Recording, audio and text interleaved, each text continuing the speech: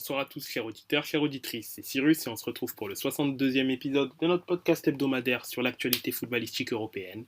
Et pour parler de ce qui s'est passé ce week-end et également en ce moment, je serai accompagné de nos fidèles contributeurs que sont Camille, Guten Abend, mes amis. Jeff Bonsoir à tout le monde. et Alexis. Bonsoir.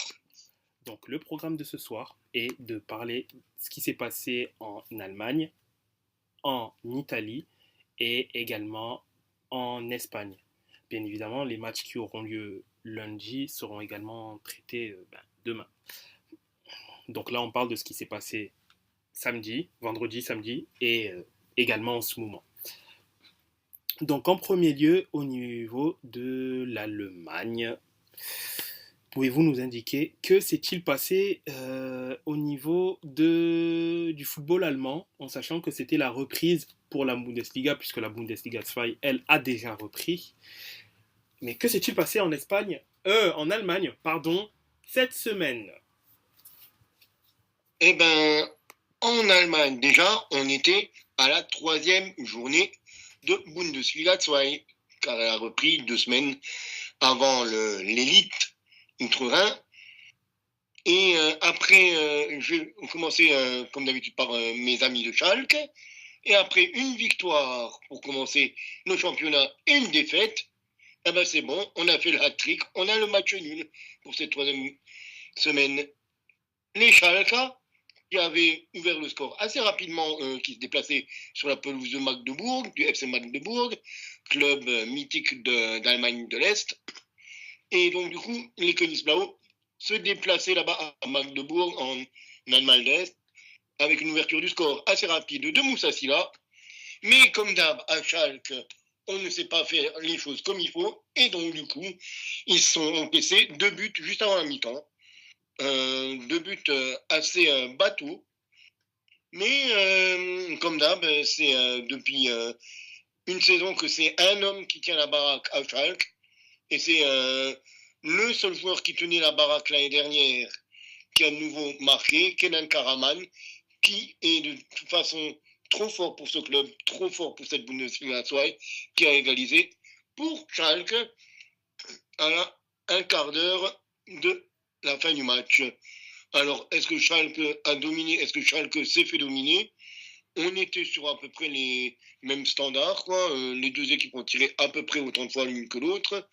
Magdebourg a eu un peu plus le ballon que les Königsblauen, mais c'est un match nul tout à fait mérité entre Magdebourg et les Königsblauen. Alors, on ne va pas se le cacher, c'était un 2-2, mais la grosse claque de la semaine, c'était Cologne. Cologne qui a mis une raclée à Brunswick, à l'Eintracht Braunschweig. 5-0, la Manita, merci, au revoir. Notamment avec un doublé de Ljubicic. En seconde période, des buts de Hubers, de Lempale et de Waldschmidt. Ils ont roulé sur Braunschweig, tout simplement. Les Geisböcke, les boucs de Cologne.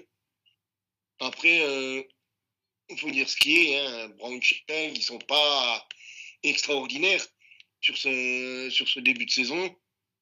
C'est une des 2 seules équipes qui n'a pas pris encore un seul point sur les 3 premiers matchs. Donc bon, 3e défaite en 3 matchs pour Braunschweig. Et les amis du FC, les boucs du FC, qui, eux, n'avaient encore pas gagné cette saison, qui avaient fait un petit peu l'inverse de Schalke, qui avait fait une défaite et un match nul. Ben là, ils ont gagné. Et de fort belle manière. Du coup, pour les joueurs de la Darmstadt, comme on appelle Cologne, de l'autre côté du Rhin. Autrement, mes chers amis, qu'a-t-on eu du côté de l'Allemagne? On a eu Karlsruhe qui s'est imposé in extremis 3-2 à domicile face à Elversberg. Hambourg, j'ai envie de dire, New Year, same shit. Ils n'arrivent vraiment pas, hein, le HSV, le Bundesliga Dino. C'est une défaite pour le HSV sur la pelouse d'Hanovre. 1-0. Ils ont en plus chopé un rouge en fin de période, en fin de partie. Dommage pour le Hambourg SV. J'aimerais bien les voir remonter, mais à mon avis, ça ne sera pas pour cette saison. On avait aussi un des autres clubs qui devrait remonter, le Hertha Berlin, qui a tranquillement disposé à la maison de Jan Regensburg, de Ratisbonne en français. Ratisbonne qui avait pris un rouge aussi, donc ils ont joué les 15 dernières minutes à 10 contre 11, et c'est là justement que le Hertha s'est illustré, on va dire, avec 2 buts dans les toutes dernières minutes dans les arrêts de jeu. On a autrement l'autre grosse équipe, Düsseldorf, le Fortuna Düsseldorf, qui aurait dû même remonter la saison passée avec les barrages, mais comme on le sait, ils ont échoué à quelques centimètres du Relegationsspiel contre Bochum. Voilà, ils se sont dit, bon ben, on n'arrive pas à remonter, ok, maintenant tape les petits. Donc, qu'est-ce qu'ils ont fait? Ils ont fait un 2-1 face à Ulm, le promu, et je leur souhaite au Ulfinfa un dénouement autre que ce qui s'est passé face à Bochum en fin de saison dernière. Le Preußen Münster, qui est aussi un promu, s'est incliné à la maison face au FC Kaiserslautern 1-0. Petite victoire pour Kaiserslautern, mais victoire. Et autrement, on est sur des matchs nuls entre le Greuther Fürth et Paderborn, et Hanovre et Hambourg, comme cité, et Darmstadt-Nuremberg. Des 1 partout à chaque fois. Et du coup, au classement, vu qu'on est toujours qu'à la 3e journée, donc on ne va pas tirer de plan sur la comète quand même. Mais on avait Paderborn qui pouvait faire le 3 sur 3. C'était la seule équipe qui pouvait faire le 3 sur 3 en ce début de saison. Mais ils ont fait match nul, donc 7 points pour Paderborn. Düsseldorf, Hanovre, Karlsruhe et Kaiserslautern sont également à 7 points, avec 4 victoires des 4 équipes. On a 2 équipes à 5 points, le Greuther Fürth et Magdeburg, 2 équipes justement qui ont fait match nul ce week-end. Cologne, avec sa première victoire de la saison, repasse dans la première partie de tableau et 8e, avec 4 points qu'ont aussi Schalke, Nuremberg, le Hertha Berlin et Hambourg. Hambourg aussi qui remonte un petit peu la tête, tout comme Cologne. Première victoire de la saison pour le Hertha, pour l'Alte Dame. On a une équipe à 3 points qui est Ratisbonne, qui a pour l'instant gagné un match en 3 parties. Et après, on n'a que des équipes qui n'ont pas encore trouvé la victoire. Elversberg avec 2 points, 14e. On a 2 équipes à 1 point, le Preußen Münster 15e. Et pour l'instant, les barragistes pour la 3e div, Darmstadt. Et les 2 qui seraient relégués à ce moment-là sont les 2 seules équipes à ne pas avoir eu encore de points, comme je l'ai précédemment dit. Ulm et Braunschweig avec 0 comme la tête à Toto. Et Braunschweig déjà un goal average plus inquiétant, parce qu'en 3 matchs, ils ont quand même pris 13 buts. Donc ça pique un petit peu du côté de Brunswick. Je pense que Brunswick va devoir se mettre en mode John Wick pour se sauver.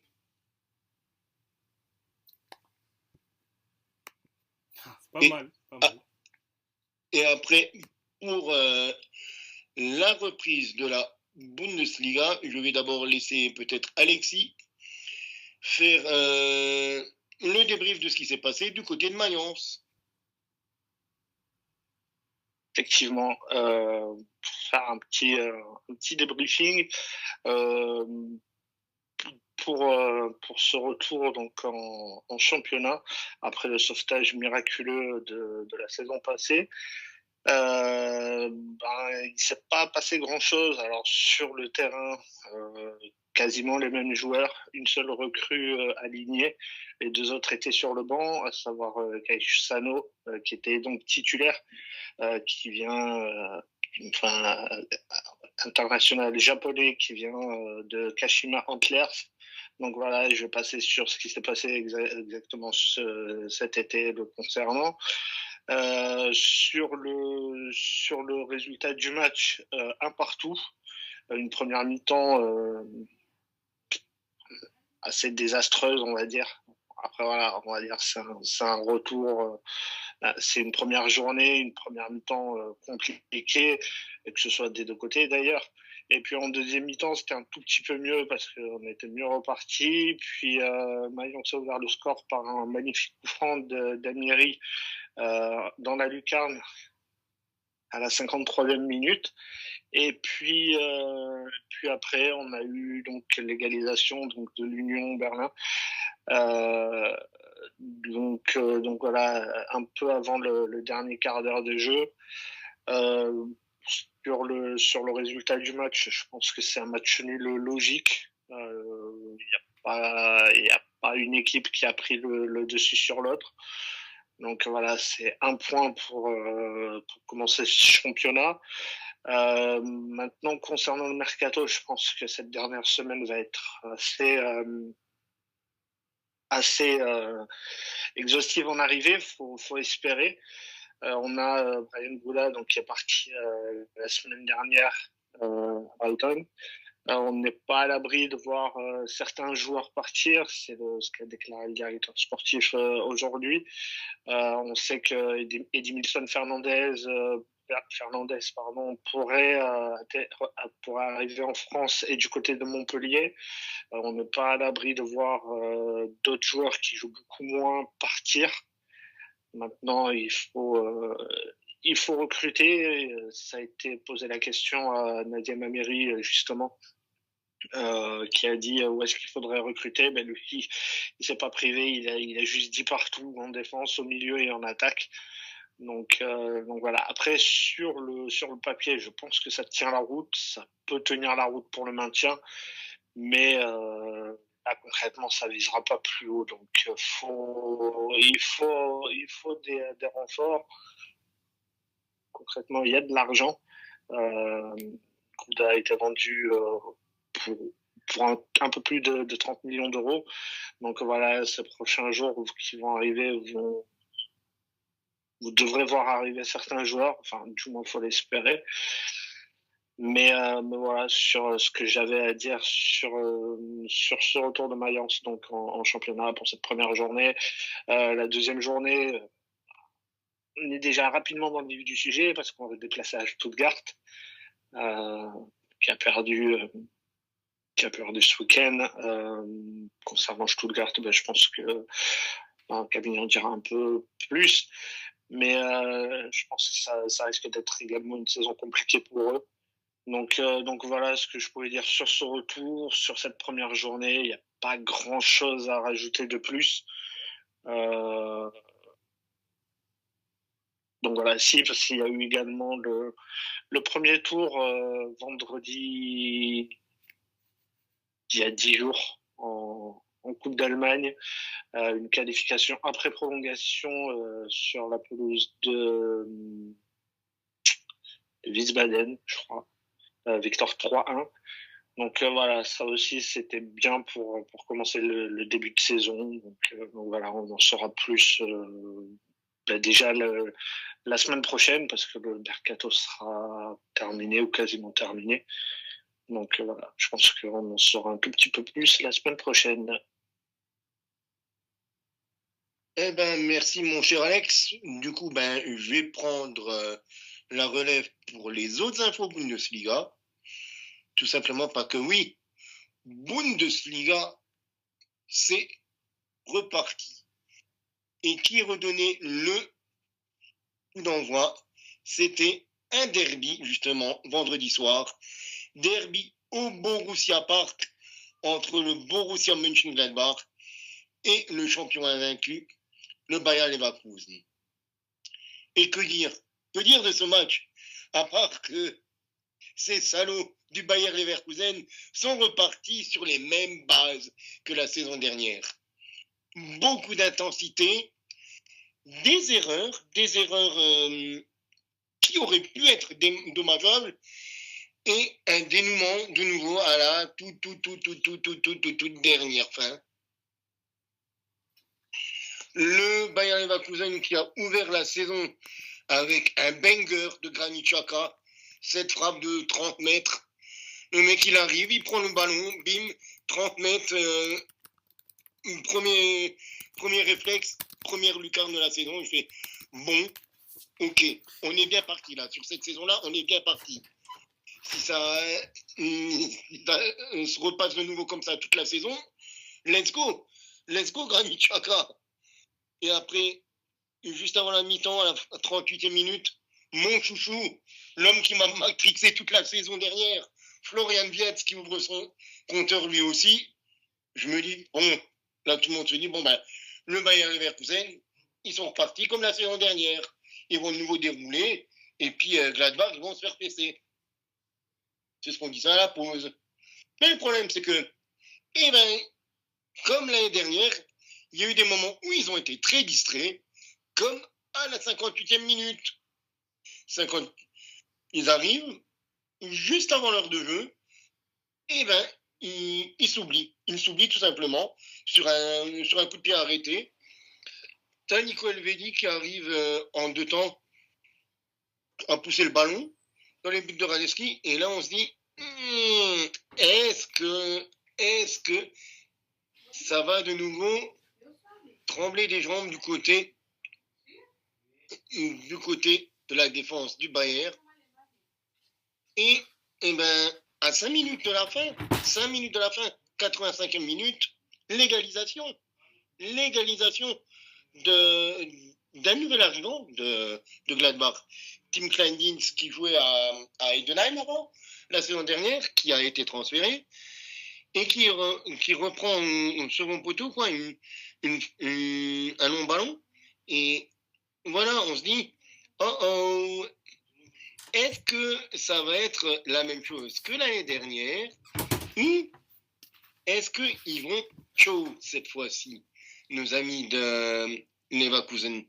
Mais non, les mecs, je vous enlève le suspense tout de suite.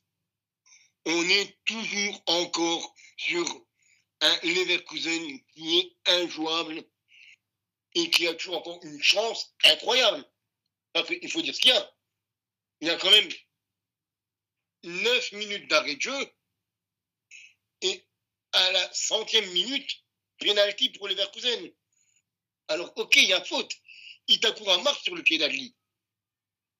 Mais si Itakura ne marche pas à 8 minutes 58, quelque chose comme ça, sur le pied d'Adli, le match se termine et il y a 2-2.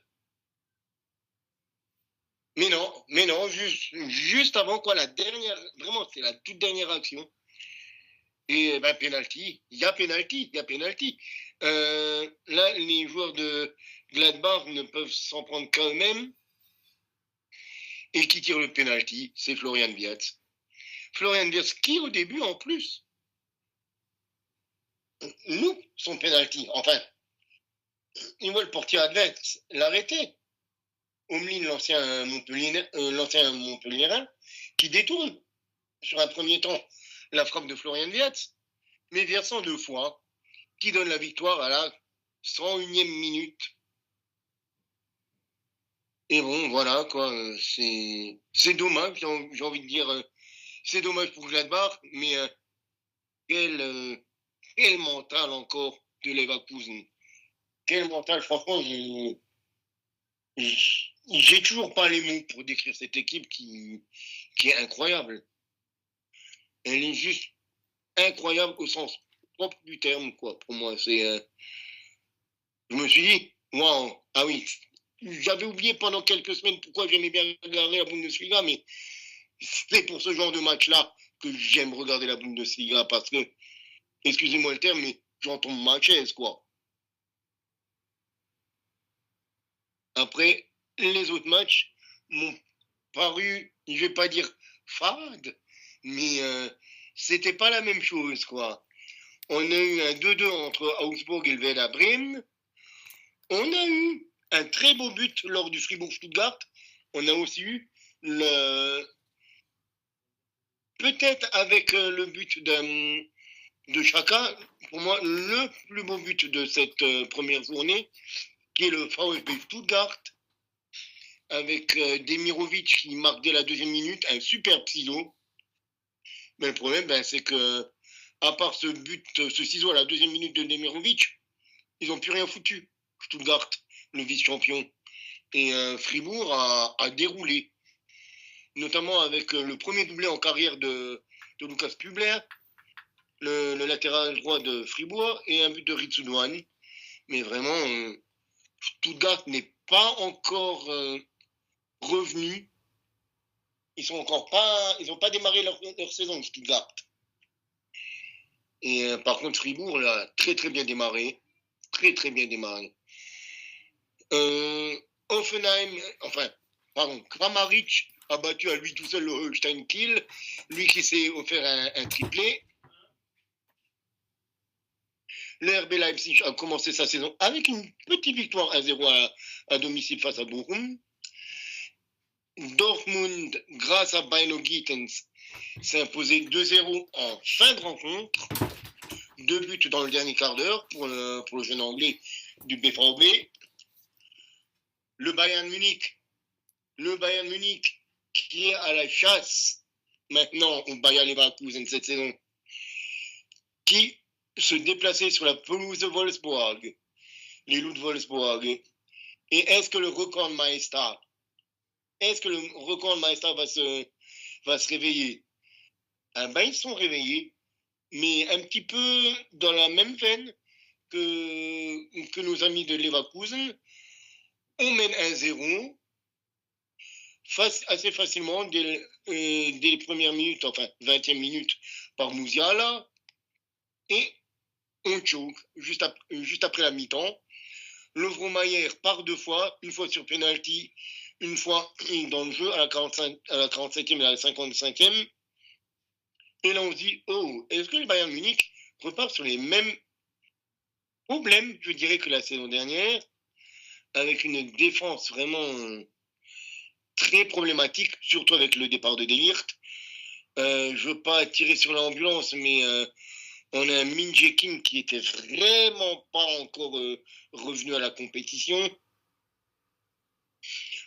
On a le Bayern qui égalise quand même 10 minutes après sur un contre son compte Kaminski, avant de se faire sortir de l'ornière par Gnabry à 8 minutes de la fin, 82e minute.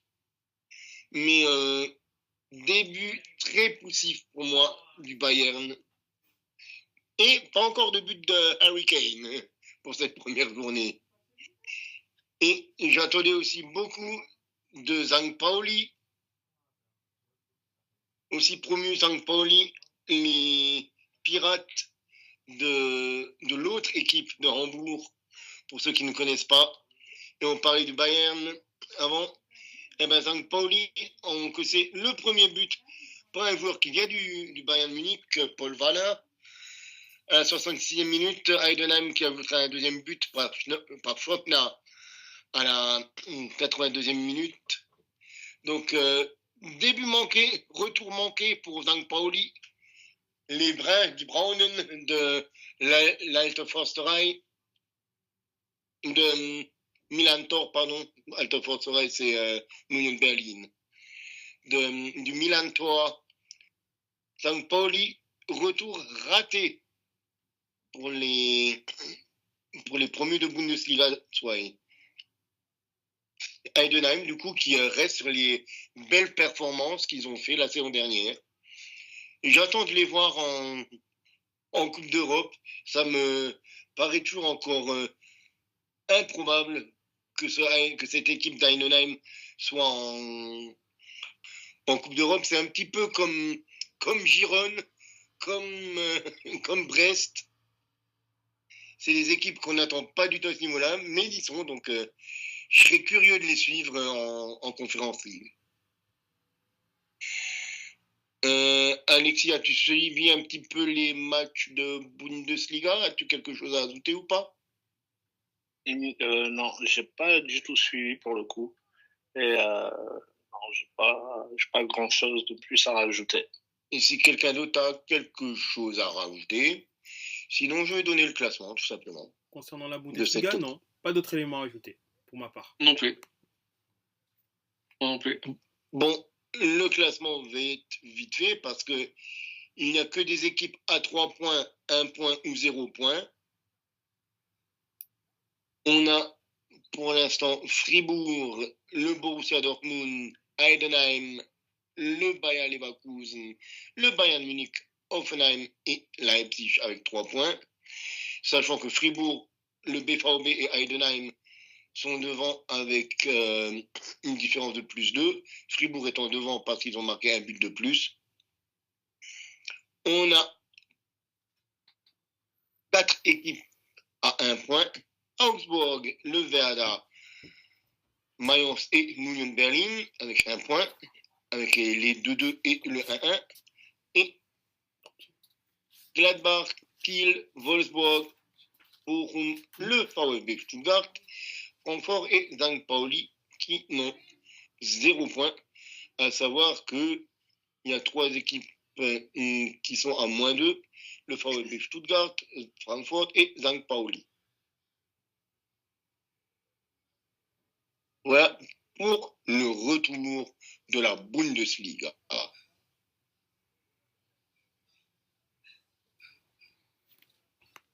Du coup, est-ce qu'on partirait sur un autre championnat? Oui, bien sûr. On peut partir en Italie cette fois-ci. On peut partir en Italie. Exactement. Allons-y. Je m'abstiendrai de beaucoup de commentaires sur cette journée, étant donné que la Juventus joue demain. Alors, concernant la seconde journée de Serie A, donc ayant commencé le 24, est-ce que, bien évidemment, je vais parler de la performance de l'Inter, hein, mais est-ce que Jeff, voudrais-tu parler du Milan éventuellement en premier, ou je développe en premier concernant l'Inter notamment? Bah écoute, moi je veux bien commencer par le Milan, mais j'aurais pas grand chose à dire. Vas-y. Honnêtement, je vais pas avoir grand chose à dire sur ce match parce que les résultats ne sont clairement pas là. Hein. Milan a affronté Parme, donc le promu, ce week-end. Pour quel résultat? Milan a perdu 2-1. Voilà. Qu'est-ce qu'on peut dire? On peut noter les débuts de Pavlovic, ce qui est toujours une bonne chose, hein, de lancer un jeune en défense. J'ai toujours pas pu regarder les matchs, mais de ce que j'en sais, Pavlovic aurait été le moins mauvais sur le terrain. Encore un peu frêle, mais bon, c'est le premier match, hein, on peut pas lui demander d'être un Billy Costa Curta par exemple, hein, on peut pas exagérer. Mais Milan est 15e. J'avais balancé la stat tout à l'heure. Que je vous la retrouve. Parce que c'était voilà, un seul point en 2 matchs. Milan n'a pas fait aussi mal depuis 2019. C'était les débuts de Pioli et avant ça, c'était en 2011 quand un certain Max Allegri était sur le banc. Voilà, donc on peut dire qu'on n'a pas fait pire depuis ces deux saisons-là. Je pense que c'est pas une question que de coach, hein, parce qu'il y en a beaucoup qui disent ouais, Fonseca ci, Fonseca ça, mais tu peux pas non plus t'en prendre que au coach, surtout quand c'est son deuxième match seulement sur le banc, en tout cas en tant que match de Serie A. Tu peux pas encore t'en prendre à lui. Moi, personnellement, je veux bien lui laisser encore jusqu'à la fin de l'été, pardon, la première partie de la saison, mais la faute, elle incombe aussi pas mal aux joueurs. C'est les joueurs qui font la faute et le calendrier ne va pas être en notre faveur. Hein. Je l'avais tout à l'heure pour les prochains matchs. Non, je ne l'ai plus, je crois. Je croyais l'avoir enregistré. Mais les prochains matchs, ça va pas être très glorieux, hein. Il va falloir vraiment se réveiller relativement vite parce que les échéances sont là et ça va pas être. Ah si, elles sont là. Le prochain match sera la Lazio, ensuite contre Venise et ensuite Derby. le derby. Exactement.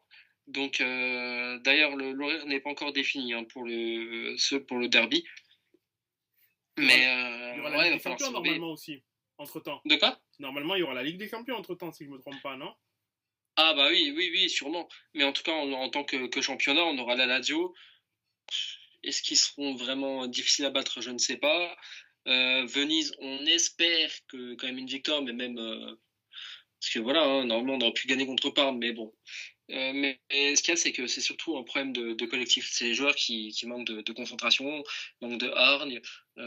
Donc voilà, on peut espérer un regain dans les prochaines heures, prochains jours, prochaines semaines. Voilà. Après, c'est tout pour moi. Cyrus, à toi Alors, d'enchaîner avec, j'espère, de meilleurs résultats pour toi. oui, au niveau des résultats, effectivement, pour ma part, ça a été positif du côté de l'Inter. Mais avant de parler de l'Inter, tout d'abord, l'Udinese, le match Udinese-Lazio, qui a été un match assez intéressant, je trouve. L'Udinese a gagné 2-1. Euh, j'ai bien aimé la performance de Thauvin, pour le coup, qui a été d'ailleurs élu homme du match, un but, une passe décisive. Mais j'ai bien aimé son activité, le fait il a fait beaucoup de mal à la Lazio. Il a été très, très, très, franchement, très intéressant.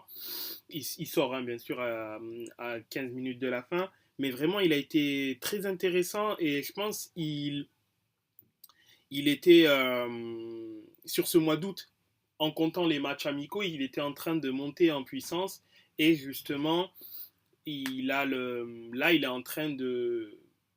Il sort d'une bonne. Enfin, il a fait un bon mois d'août avec l'Udinese et je pense que ça se ressent dans ses performances avec l'équipe où là, pour l'instant, l'Udinese a fait 2 bons matchs en sachant elle a eu 2 clients. Elle a eu quand même 2 clients, que ce soit la Lazio ou Bologne.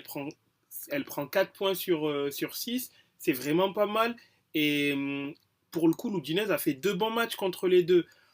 Donc, c'est vraiment pas mal de leur côté. À voir ce que ça va donner si l'embellie se poursuivra tout au long de la saison. Mais pour le coup, sur les 2 matchs de l'Udinese que j'ai vus, c'était vraiment pas mal ce qu'ils ont proposé. Vraiment, vraiment pas mal. En sachant qu'ils gagnent. Bon, ils gagnent à 10 contre 11. Ils gagnent à 10 contre 11. Ils sont à 10 contre 11 environ la 70e minute jusqu'à la fin, quoi. Enfin, une bonne quinzaine de minutes, en gros. Monza qui perd contre Genoa. Le buteur, c'est Pinamonti, ex-interiste. L'Atalanta qui chute contre le Torino. Voilà, qui chute contre le Torino 2-1, en sachant que c'était l'Atalanta qui avait ouvert la marque par l'intermédiaire de Retegui, qui marque son 3e but déjà, hein, en 2 matchs. Mais l'Atalanta qui aurait pu égaliser à la toute fin, mais Pasalic rate le penalty de l'égalisation. La Fiorentina qui fait match nul contre Venise 0-0. Et l'Inter, car pour l'instant, ce sont les matchs qui ont eu lieu. Pour l'instant, l'Inter a gagné 2-0 contre,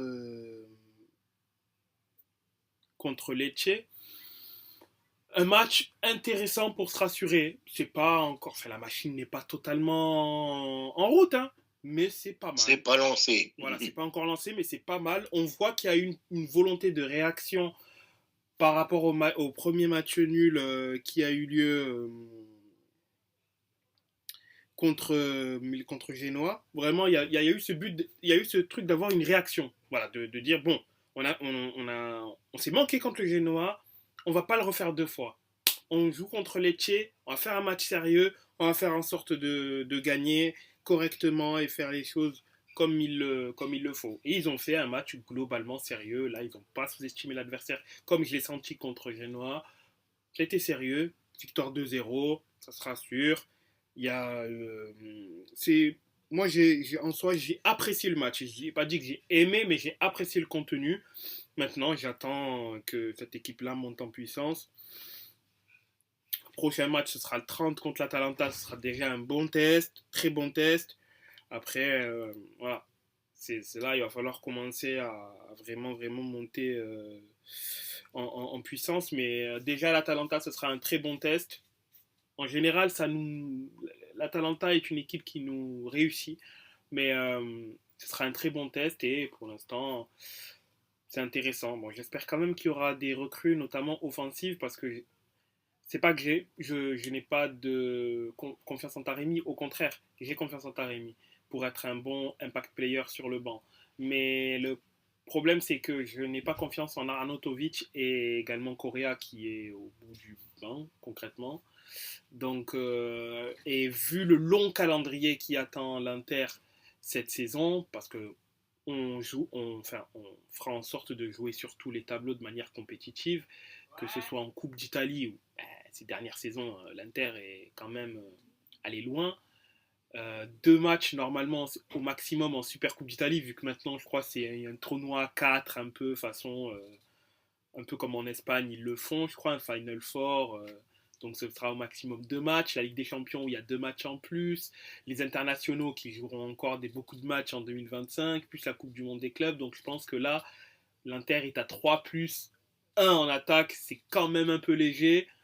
Il faut aussi régler la situation pour Dumfries qui, même si sa prolongation elle est en bonne voie, d'ailleurs c'est pour ça qu'il n'est pas titulaire, c'est parce que sa prolongation traîne un peu et bon, il y a des pourparlers, apparemment un accord qui est bientôt là, mais ce n'est pas encore le cas. Je pense qu'il faudra qu'il y ait des recrues et 1 à 2 recrues offensives, mais également que ce soit Arnautovic mais moi j'espère que c'est et Correa partent pour pouvoir pour qu'un autre joueur offensif, un voire 2 joueurs offensifs arrivent, en sachant qu'il y a également un autre jeune qui arrive, Palacios, un jeune défenseur. J'espère qu'il pourra aussi gratter du temps de jeu comme Bissek, le jeune allemand, l'a fait dernièrement. Mais sinon, globalement tout roule du côté de l'Inter. Et du côté de Jeff, par rapport au Milan AC, bien que moi je ne vais pas tirer sur un entraîneur qui est à son 2e match de Serie A, est-ce que le problème ne viendrait pas du fait que l'effectif manque de joueurs moi je vais dire impact player, mais en gros manque manque de leader et surtout de joueurs vraiment d'expérience. Pas expérimentés, parce que vu le vécu de certains des joueurs qui ont connu le run vers le titre, une demi-finale de Ligue des Champions, donc l'expérience, ils en ont. Si je parle des Théo, les AO, et j'en passe. L'expérience, ils l'ont, mais je veux dire, est-ce qu'il manque pas de joueurs expérimentés? Parce que quand tu regardes l'effectif du Milan, parle de joueurs qui vont avoir du temps de jeu, hein, parce que je peux citer Sportiello qui a plus de 30 ans, mais il va jouer un match et demi le mec dans la saison, littéralement. Mais quand tu regardes le 11 du Milan, il n'y a aucun joueur qui a plus de 30 ans. Je dis pas que c'est une mauvaise chose, mais il n'y a aucun joueur qui a plus de 30 ans. Le plus vieux, c'est Maignan qui en a 29, qui en aura 30 l'année prochaine. C'est pas tout à fait vrai. Hein? C'est pas tout à fait vrai. T'as quand même Sportiello déjà, tu peux le retirer un minimum de l'équation, enfin temporairement de l'équation puisqu'il est blessé, il reviendra pas avant plusieurs mois. Oui. C'est un gardien de la Prima qui va devenir le 2e gardien. Mais t'as quand même, en fait, de ce que je comprends, hein, pour moi, ce qu'ils veulent faire en tant que leader, c'est faire une Zlatan terre. Donc, c'est-à-dire qu'on a eu Zlatan qui était le leader entre guillemets de l'équipe et surtout de l'offensif. Ensuite, on a eu Giroud, même ça n'a pas été le même leadership. Et maintenant, ils ont choisi Morata. Voilà, tout simplement, ils ont choisi Morata parce qu'il est un peu plus âgé, parce qu'il il sait comment gagner, il sait gagner des titres. Donc je pense que pour moi, ce sera lui le leader. Mais est-ce que Milan manque vraiment de joueurs expérimentés? Oui, oui, tout à fait. Oui, il y a plusieurs cadres qui soient plus ou moins nouveaux, comme Leao, Théo, Maignan, on peut dire, euh, Benacer, par exemple. Oui, il y a des joueurs qui connaissent le club depuis plusieurs années. Tu as Calabria qui est censé être le capitaine, mais moi je suis désolé, je ne suis pas fan de tout de Calabria en tant que capitaine. Il n'a aucun leadership, ce mec. En tout cas, il ne le montre vraiment pas, en tout cas sur le terrain. Et oui, en cela, la politique déjà de capitanat de Milan doit changer. Ça doit changer. Donc à Milan, c'est toujours le plus ancien du club qui est le plus ancien dans les titulaires en tout cas, qui est le capitaine. En plus, Calabria vient du centre de formation, c'est lui qui a été nommé automatiquement. Mais pour moi, ça ne doit pas être le cas. Parce que oui, je sais que Morata, c'est le plus vieux, il a 31 ans. Mais Il là a 31 ou 32, je ne sais plus, mais ouais, c'est lui le plus vieux 31, dans l'équipe. J'ai bien vu, c'est pour ça. Sinon, t'inquiète pas, Qui Moraki Morata. Je connais pas. Ah, bon. C'est pas grave, t'inquiète, c'est pas grave. Et du coup, je me dis, mais dans la cons, en fait, j'ai l'impression, j'ai l'impression qu'il y a peut-être une incompréhension entre je pense qu'il y a peut-être une incompréhension entre ce qu'aspirent les supporters et ce qu'aspirent les propriétaires. Et je vais m'expliquer. C'est que moi, quand je vois la construction du Milan, et tu vas comprendre, Jeff, tu vas très vite comprendre parce que je le disais déjà. Je suis quasiment sûr de savoir où tu vas en venir, mais vas-y. Dans la construction du Milan, c'est un Milan qui est fait pour gagner dans les prochaines années, au vu de chaque mercato qu'ils ont effectué. Mais le fait est que ils ont, c'est pas, enfin, ça a dû s'accélérer parce que le Milan a été champion en 2022 ou en 2022 et donc mécaniquement il y a eu des attentes supérieures. Après le Milan fait demi-finale de Ligue des Champions. Donc encore une fois, ça a montré que l'équipe arrive à être compétitive. Sauf que à chaque mercato, quand tu regardes bien, c'est des joueurs plutôt jeunes, des joueurs d'avenir qui ont gagné les rangs milanais. Et j'ai l'impression que les supporters s'attendent à avoir une équipe dominante tout de suite, alors que quand tu regardes les mercatos, ben, c'est pas ça du tout en fait qui est c'est pas ça du tout qui est en ligne de mire. Quand tu vois les noms, tu vois les profils, tu vois l'âge des joueurs, tu dis ok, c'est une équipe qui est censée grandir ensemble et peut-être en 2026-2027, là ils vont commencer à enchaîner les Scudetto parce que ils auront bâti ils auront ce vécu ensemble, ils auront eu des péripéties ensemble et donc là ils arrivent en âge mûr pour pouvoir dominer tout le monde parce que ils sont certes jeunes mais ils auront beaucoup de vécu et donc forcément ça va faire en sorte que ça va fonctionner. Encore, je dis 2026, c'est peut-être 2027, 2028, tu vois. Parce que quand je vois, par exemple, le Milan, et je te dis, c'est pour ça que je dis, il y a quasiment pas quasiment pas de joueurs trentenaires. Et c'est logique que parce qu'il y a eu le titre, parce qu'il y a eu une équipe qui a fait un run en Ligue des Champions, on en attend plus. Mais c'est pas spécialement ce que veulent les supporters, enfin, veulent les propriétaires, du moins. Du moins, alors, quand on regarde les mercatos, c'est pas spécialement ça qui cherche à savoir. Parce que si tu me dis que tu recrutes, par exemple, Okafor, je ne critique pas son niveau de jeu, par exemple, tu recrutes Okafor, Reinders, Terracciano, etc., pour gagner, même Thio, etc., pour gagner tout de suite, c'est quand même être de mauvaise foi. Oui, je suis d'accord. Mais le problème, tu vois, je suis tout à fait d'accord sur ce que tu dis, sur chacun de tes arguments. Le seul truc où tu peux pester, entre guillemets, c'est que oui, c'est ce que veulent les supporters. Mais pourquoi? Parce que c'est déjà le plan prévu depuis 2019, à peu près. Donc depuis à peu près l'arrivée de Milan et du fonds Elliott à l'époque. C'était l'optique, c'est d'avoir une équipe à long terme. C'est bon, ça fait déjà 3-4 ans, et finalement, il y a eu un nouveau propriétaire, Et maintenant, c'est quoi l'optique? C'est toujours la même chose, c'est de construire pour plus tard. Mais le plus tard, on commence déjà à y être. Et là, tu vois, dans certaines déclarations, il a été dit, par exemple, Zlatan, à qui on avait demandé par rapport au mercato s'il fallait encore dépenser, etc. Lui disait, Cardinale veut dépenser plus. Moi, j'ai dit que ça sert à rien et qu'il faut juste combler certains postes.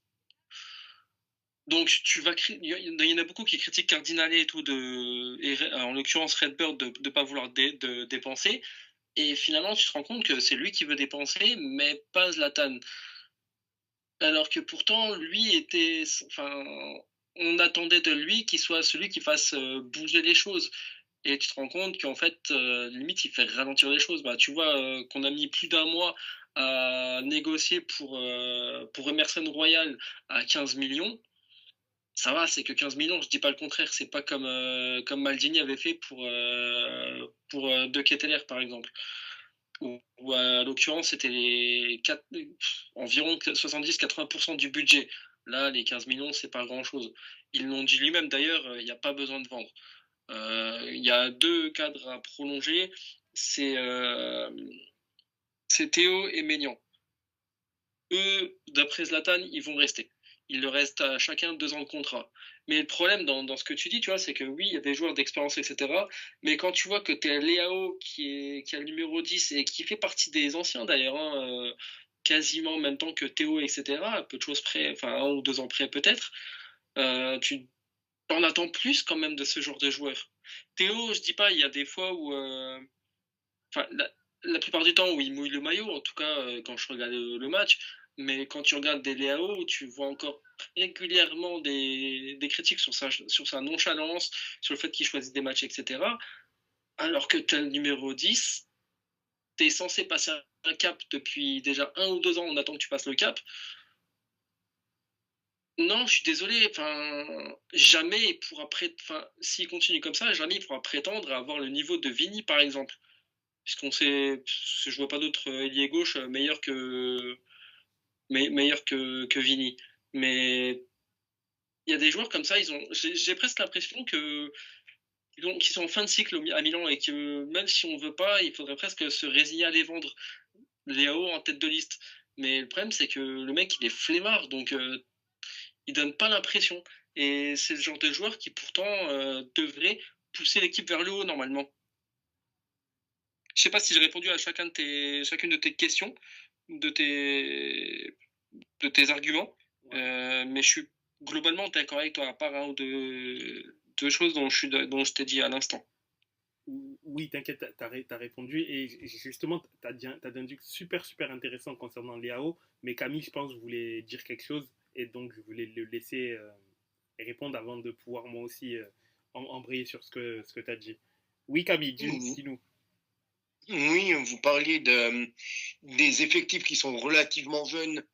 Je vais rebondir sur l'effectif actuel de la Juventus, en même temps faire un petit point des transferts du côté de la Vecchia Signora. Quand on regarde à la Juventus, là, toutes les arrivées, et je dis bien toutes, il n'y a personne au-dessus de 26 ans. Les plus vieux sont des joueurs de 26 ans, et c'est des garçons qui ont déjà quelques années de très haut niveau à leur compteur, que ce soit Douglas Luiz, que ce soit Nico Gonzalez qui vient d'arriver, ou que ce soit Di Gregorio. Quand on regarde autrement les autres arrivés, c'est Kalulu, 24 ans, Cabal, 23 ans, Kefren Turam, 23 ans. Et on a le petit Conceição qui est sur le chemin de venir, quoi. Le fils du coach, le l'ailier de Porto, qui arrive, qui a 21 ans. Il est là actuellement, des informations que j'ai, dans l'avion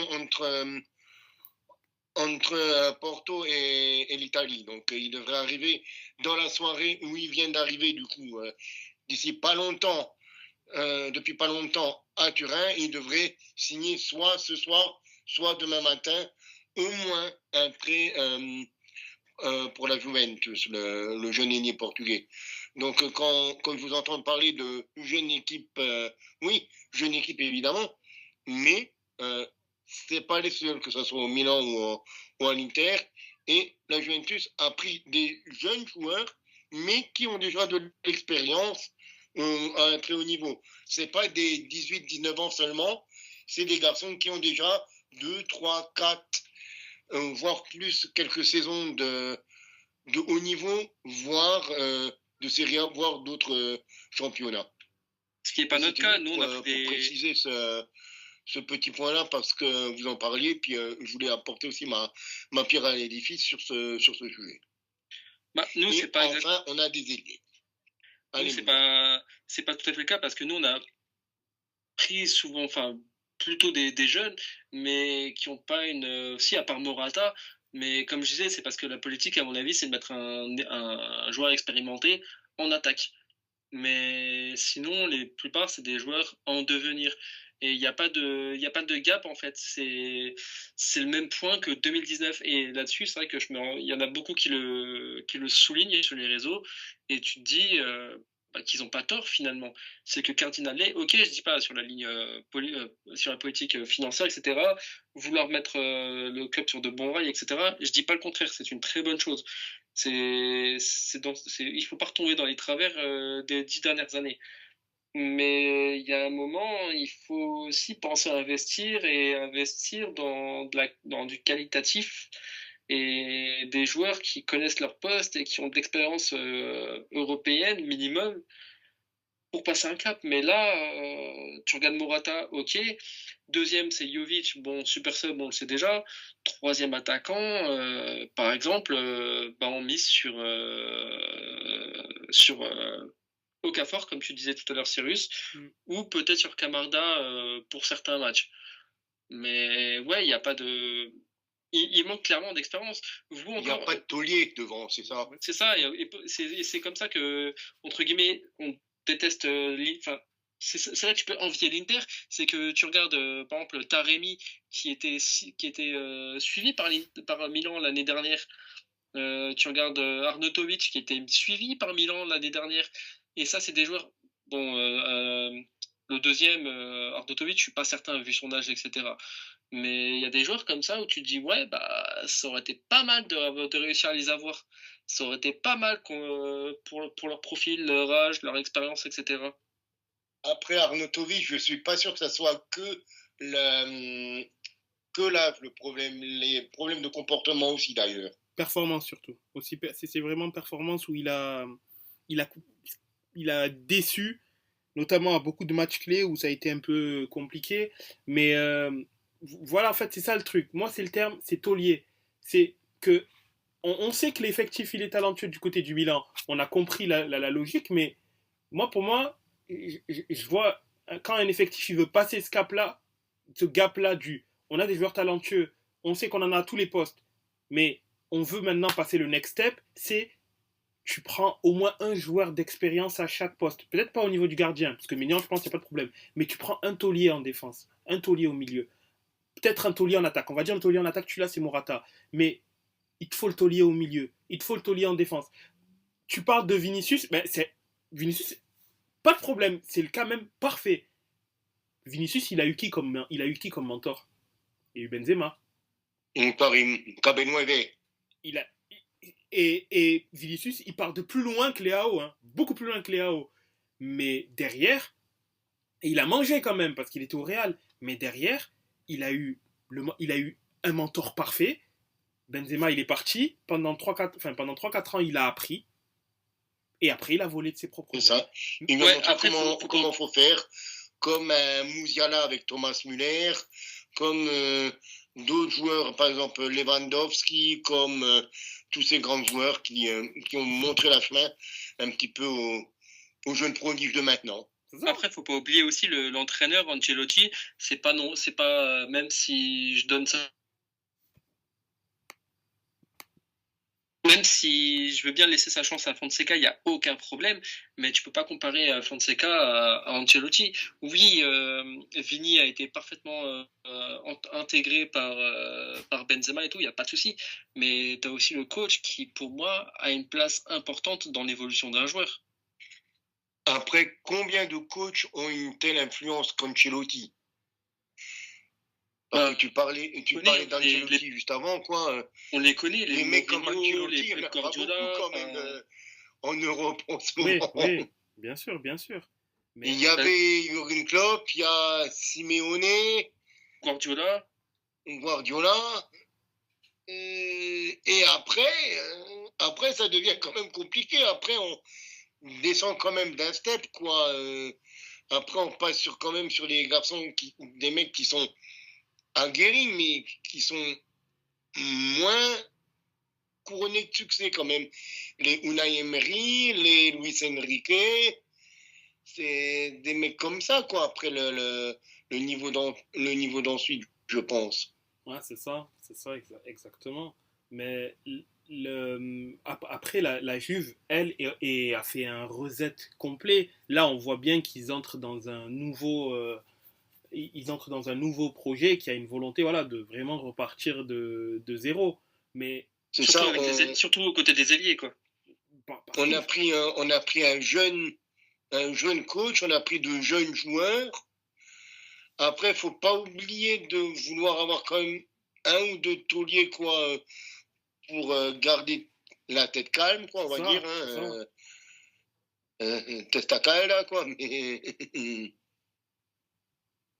parce que c'est là où je pense, et en plus, ce qui est marrant, c'est que en réalité, quand on regarde un peu plus près, le plan de Milan, le plan de l'Inter, ce sont quasiment faits au même moment, en fait. C'est autour de 2018-2019 où ça s'est fait. Là où l'Inter a, enfin, même l'Inter, c'est peut-être un peu plus tôt parce qu'il y a d'abord eu Spalletti, puis après il y a eu Conte.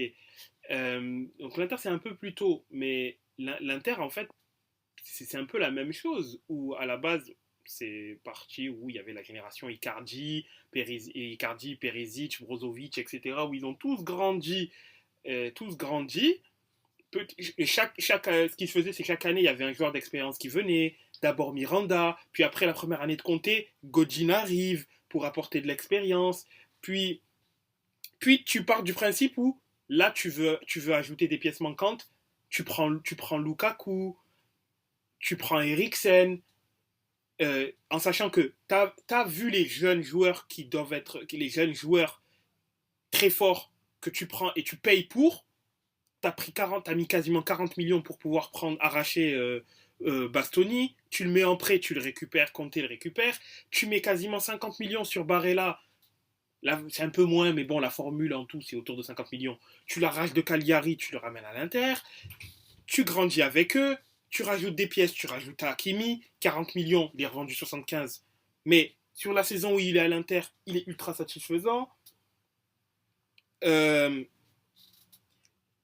Et après, chaque année, tu fais en sorte de déjà garder ce noyau de jeunes, tout en, à côté, rajoutant des joueurs d'expérience. Comme un moment où tu vas prendre Mkhitaryan, un moment où tu vas prendre Çalhanoğlu, un moment où tu vas prendre Yann Sommer, pour garder ce truc-là, cette colonne vertébrale de joueurs quand même expérimentés. Parce qu'au final, quand tu regardes l'effectif de l'Inter, t'as des jeunes joueurs, t'as des joueurs prêts maintenant, et t'as des joueurs déjà expérimentés.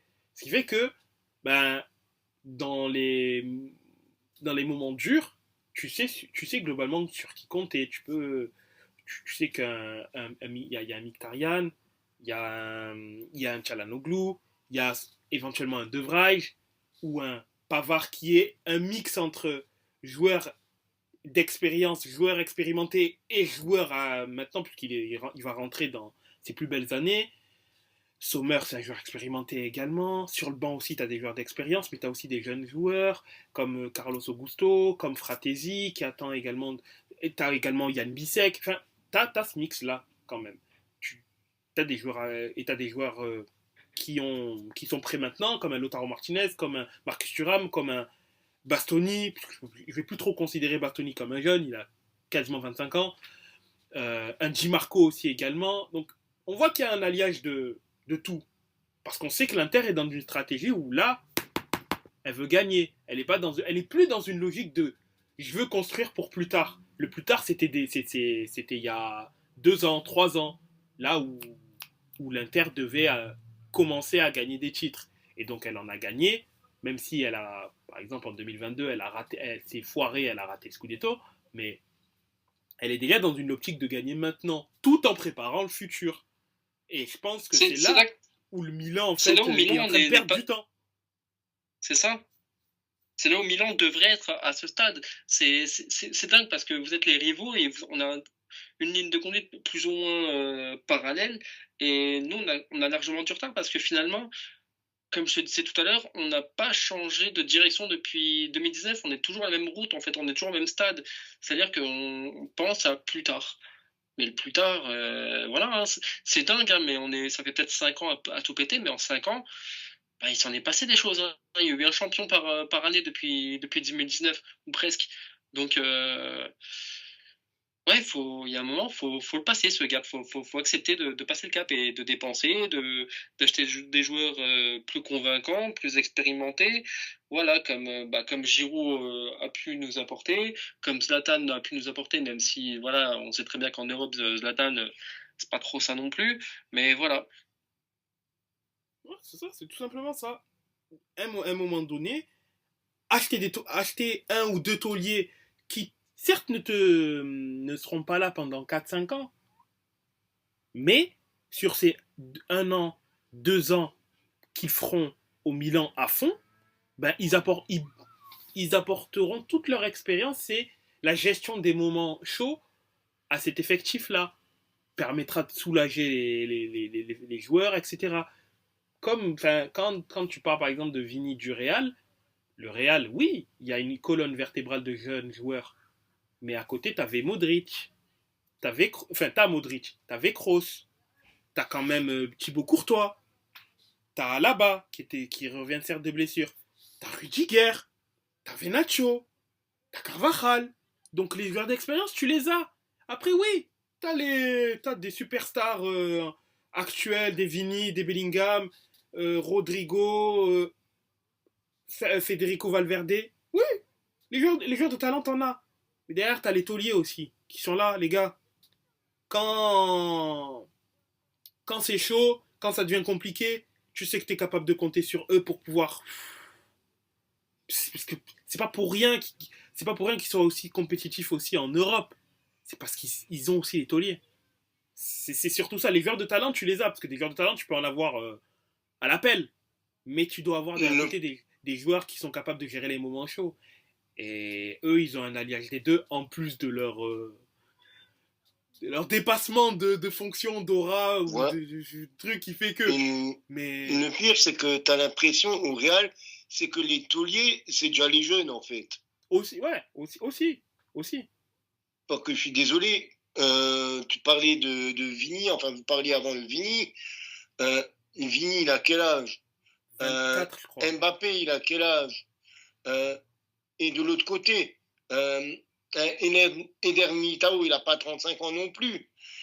Au milieu de terrain, la place que sont en train de prendre les deux Français, que ce soit Kama, que ce soit Chouameni, les deux, ils ont 22, 23 ans pour le plus vieux, quoi. C'est ça. Le plus vieux des deux. Et pourtant, ils jouent comme s'ils ont déjà 10 ans de professionnalisme dans les jambes. Donc, je pense qu'il y a quelque chose de plus dans les très, très, très, très, très, très, très grands clubs comme... l'entraîneur. Après, il y a le niveau des joueurs aussi. Aussi. Comme le Real, comme City actuellement. Et je pense, comme le Bayern peut-être, mais il n'y a pas 15 équipes quoi, qui ont ce niveau-là. Et là, on voit vraiment la différence quoi, entre les très top clubs et puis les top clubs juste top, quoi. Justement, je voudrais bien voir ce que ferait et feront tôt ou tard de toute façon le Real et City sans leur coach actuel, voir si ça gagne toujours avec des champions. Il n'y a qu'à voir au Bayern. Sans Guardiola, City sera plus la même chose. Mais bon, Ancelotti, ils termineront quand même 3 dans le top 3 ou le top 4 de Première Ligue. Parce que vu les fonds qu'ils ont, je veux pas minimiser le travail de Guardiola parce que lui, c'est vraiment un travail d'orfèvrerie quasiment au millimètre près, quoi. Ce qu'il pense. Il pense au millimètre près sur le terrain. Mais tu mets un mec qui a quelques diplômes, quoi, d'État, qui a son DEPF à la tête de City, il finit top 4 aussi, hein. Oui, mais est-ce qu'il fait un triplé, par exemple? Ah, ça. Non, c'est justement pour ça que je dis, Guardiola, c'est un mec, il pense jusqu'au dernier millimètre sur le terrain. Et c'est ça qui lui fait gagner les triplés. Parce que c'est des mecs, ils pensent, ils sont là le matin à 7h, ils se couchent le soir à 22h, 23h, et même quand ils dorment, ils ont encore des idées. C'est des mecs comme Capello, comme Lippi, comme Ferguson. C'est des mecs voilà, comme ça, comme Arrigo Sacchi à l'époque au Milan. Comme Mourinho première version à l'Inter. Hein. C'est des mecs qui sont focus du matin au soir. C'est ballon, et comment je peux améliorer de 0,1% mon arrière droit remplaçant. Ou même Allegri, première version. Le Allegri, première version, peut-être chez vous. Mais même chez vous. pas même chez vous, encore ça va. Bah, en même temps, il sortait d'un excellent boulot d'un Conte qui n'était pas encore complètement cramé, quoi.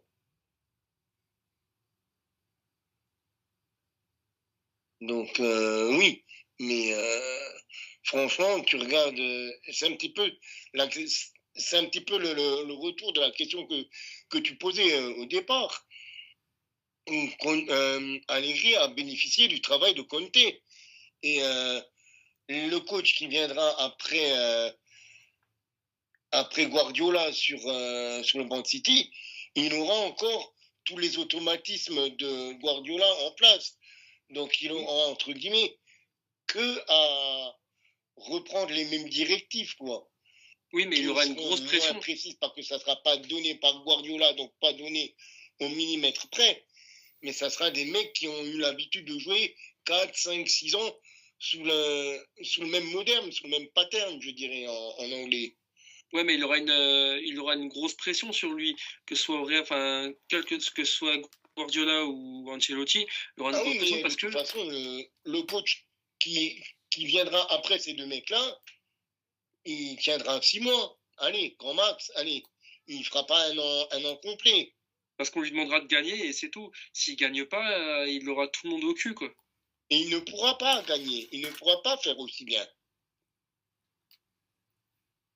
C'est comme, je vais prendre un exemple à la con, mais là, Neuer vient de prendre sa carrière internationale. On ne peut pas attendre, ça sera certainement Ter Stegen le titulaire maintenant en Allemagne. Apparemment, oui, c'est lui. Mais on ne peut pas attendre de Ter Stegen ce qu'on a attendu de Neuer. Ah oui, c'est clair. Et Ter Stegen ne peut pas remplacer Neuer. Comme en Italie, Donnarumma ne pouvait pas remplacer Buffon. Tu ne peux pas passer une fois que tu as des garçons comme ça ou des joueurs ou des coachs qui ont laissé une telle empreinte dans leur équipe, que ce soit nationale ou de club, c'est pas remplaçable directement. C'est pas remplaçable directement. C'est remplaçable à moyen terme, à long terme. Mais regardez le Real post-galactique première version. Regardez le Real de fin des années 2000, début des années 2000. La fin des années débiles. Oui, mais oui, c'est la plus révélateur au final. Parce que quand ils ont recruté les Gravesen, les Raúl Garcia, tous ces mecs-là qui n'arrivaient pas, qui étaient des bons joueurs de ballon, mais qui n'avaient pas l'aura d'un galactique. Et c'était justement pour ça que le Barça de Rijkaard et après de Guardiola a pu monter. Parce que eux, ils avaient une génération dorée qui était l'équivalent des Galactiques en Espagne. Et ils ont mis, on parle quand même du Real Madrid là, ils ont quand même mis allez, on va dire de 2000, ouais, on va dire 2002. 2002, la dernière Champions, à 2014. Ça fait 12 ans. Pour un club comme le Real Madrid, c'est impensable. Regardez le Barça qui commence à se reconstruire. Et on parle d'un Barça qui commence à se reconstruire. Où est le Barça de Guardiola et de Rijkaard là? Où est le Barça de Xavi, Iniesta, Eto'o, Ronaldinho, Valdés, Puyol, tout ça? Et ça fait combien d'années? Ça fait plus de 10 ans.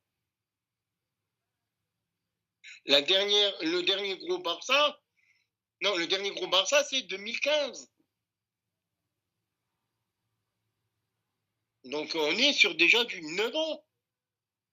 Donc évidemment que les garçons sont remplaçables à un moment ou à un autre.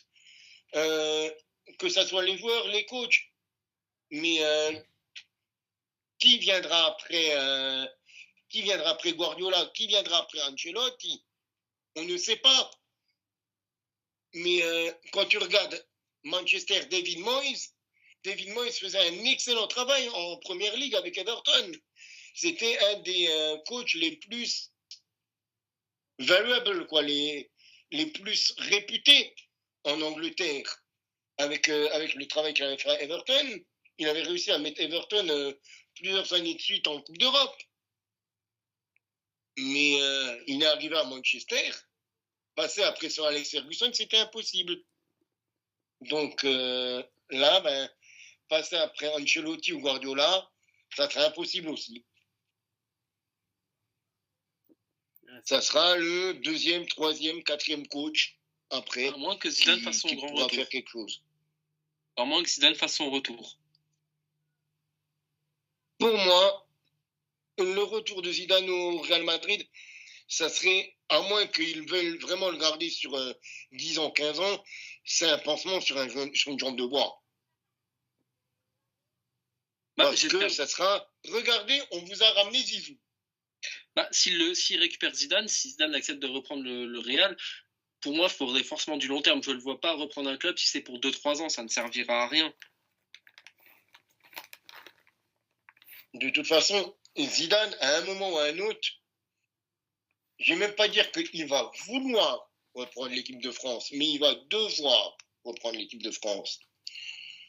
Parce que ça sera son moment. Et pour moi, son moment, il aurait pu déjà être si Deschamps ne restait pas. Il aurait dû même être.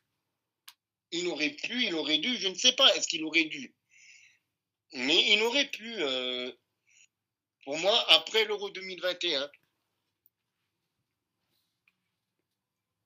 Ça aurait dû être un Zidane en équipe de France. Mais, comme dit, là, ça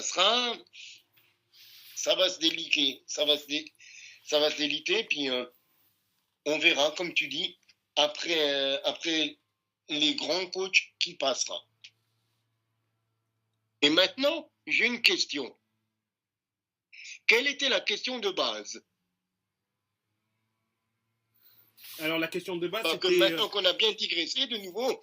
Alors la question de base, quel était le thème de base? Sur la construction en fait du Milan et le fait que peut-être il y a une entre parenthèses incompréhension entre ce que fait le board milanais et ce qu'aspire le board milanais et ce qu'aspirent les supporters.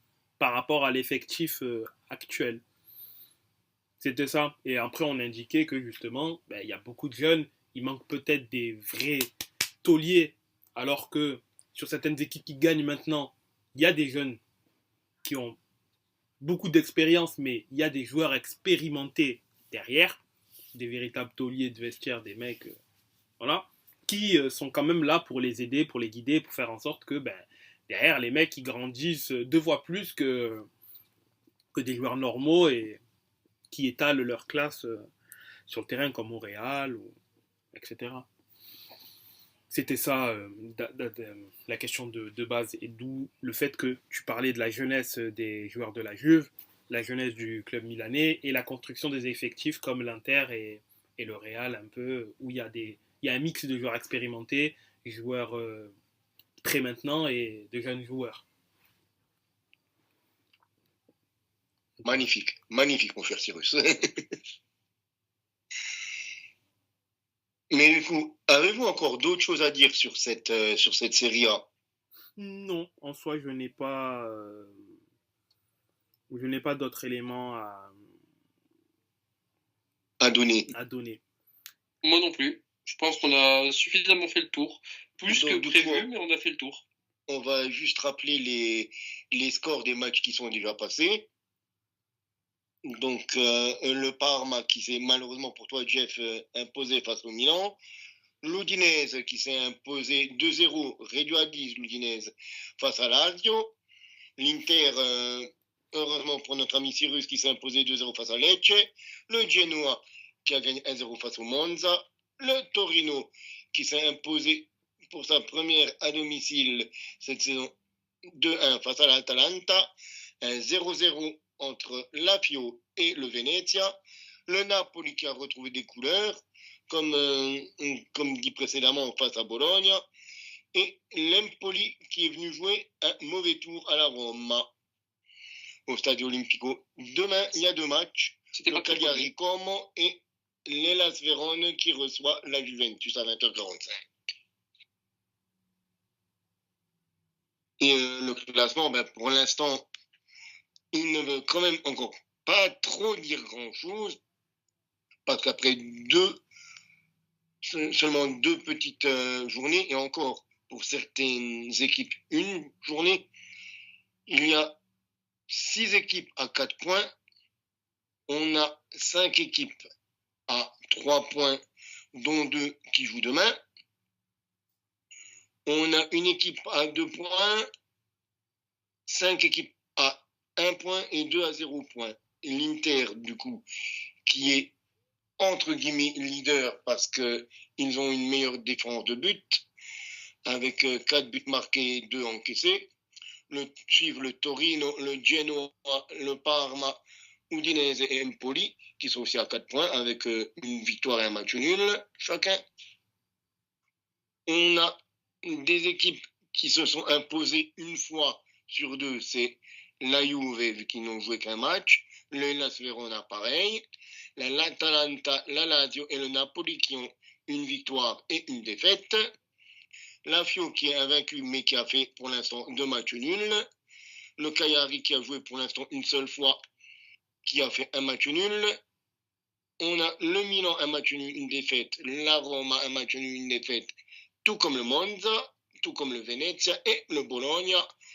Comme on n'a joué qu'un seul match, c'est une défaite. Et pour l'instant, le bonnet d'âne, c'est Lecce avec 2 défaites en 2 matchs. Et attention, le goal average de Lecce, on est quand même déjà à 6 buts encaissés et 0 marqués en 2 matchs.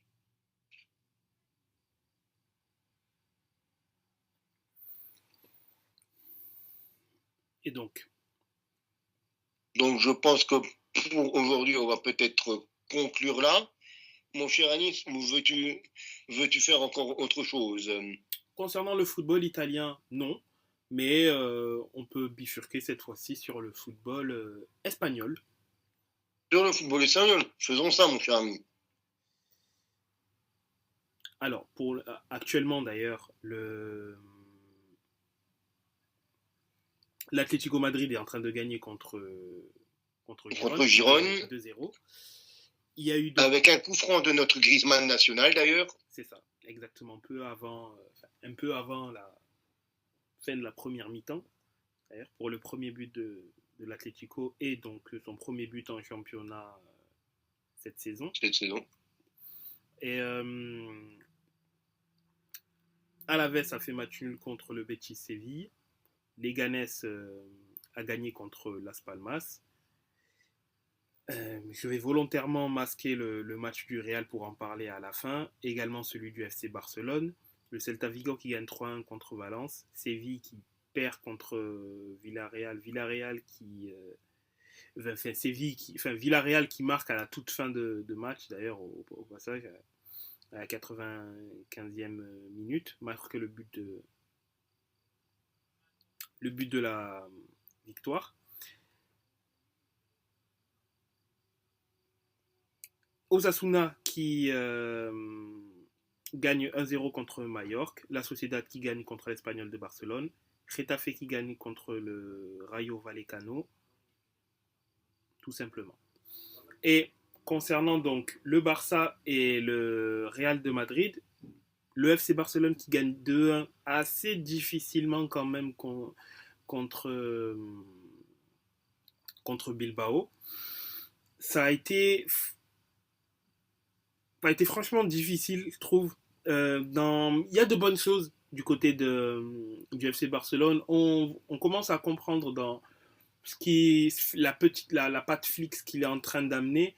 Après, je pense que tout de même, ce Barça-là a quand même des limites en termes Elle a des joueurs de talent, mais franchement, je pense qu'il va devoir avoir plus de joueurs d'impact pour pouvoir espérer faire quelque chose cette saison, puisque je pense vraiment qu'il y a des limites au niveau de cet effectif-là. Mais effectif prometteur, attention, mais je pense quand même qu'il va être difficile pour le Barça d'être très compétitif, que ce soit en Ligue des Champions. Il y a quand même diverses équipes plus fortes qu'elle. En Espagne, je ne dis pas que c'est pas possible, mais attendons de voir, même si le Real reste quand même très grand favori. Mais je pense qu'ils sont en bonne voie dans une reconstruction, mais il va falloir ajouter des talents et être assez technique pour pouvoir le faire, puisqu'on sait, vu leurs difficultés financières, que ce sera compliqué. Que ce sera assez compliqué. Moi, j'ai un problème avec le Barça, c'est que j'ai l'impression qu'ils n'ont pas de taulier au final au milieu de terrain, à part Pedri. Mais Pedri, il est encore jeune, quoi. Voilà, quoi, je veux dire, c'est pas Xavi ou Iniesta, quoi. Ah, c'est un jeune Pedri de talent, hein. Pas mal. Le truc, c'est que là, concernant leur milieu titulaire, logiquement, leur milieu titulaire, qui devrait être De Jong, Pedri, Gavi, se pose 3 questions. Est-ce que De Jong... Et Fermin aussi, je pense Fermin en 4e. Mais il joue à 3. Enfin oui, c'est vrai que des fois, il fait un 4-2-3-1. C'est vrai, en effet. Mais parmi les 3 principaux, parce que Fermin, je pense qu'il... Sauf si le Barça joue à 4 milieux, mais je ne suis pas spécialement sûr. Enfin, c'est pas ce qu'il montre, du moins. Mais De Jong, est-ce qu'il va véritablement exploser en sachant qu'il a quand même 27 ans aujourd'hui, et que il a un salaire astronomique. C'est je crois, le joueur le mieux payé d'Espagne. Ou dans le top 3, il est dans le top 3. En tout cas, il est très très haut avec Lewandowski, mais c'est lui le joueur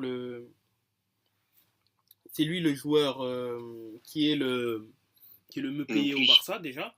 Et je suis désolé, il est venu depuis 2019, si je ne dis pas de bêtises. 5 ans après, il a